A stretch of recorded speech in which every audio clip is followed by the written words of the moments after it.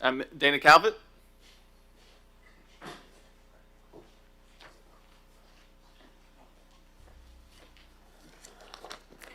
Good evening.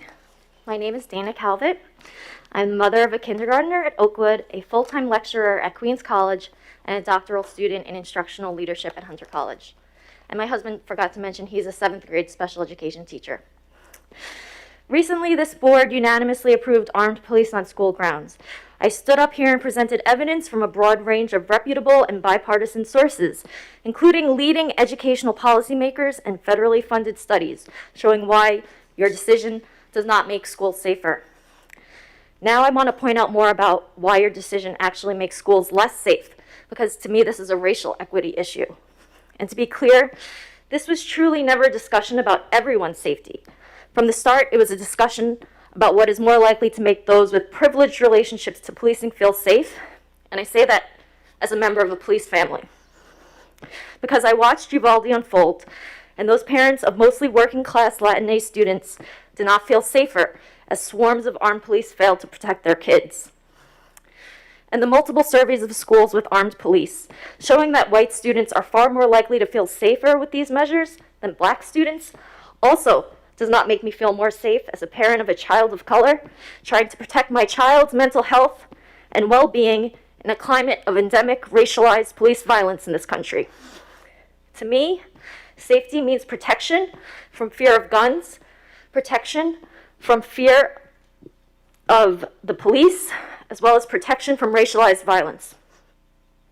We cannot pretend that this decision was not made against the backdrop of a national reckoning with racial inequality. We cannot pretend that after the murder of George Floyd, several school districts in this country set a new precedent when they reconsidered their relationship to school policing and terminated contracts. We cannot pretend that in Huntington School District, just next door, a student beloved by his peers and teachers wasn't deported based on being wrongfully accused of gang violence by a school police officer. That happened, and we learned nothing. School police, in any form, disproportionately harm students of color in real and tangible ways. And yet this board uncritically ignored all this social context and decided to fund the police with the diverse community's taxpayer dollars without first seeking input from BIPOC community members and families. Instead, BIPOC voices were ignored and thus silenced.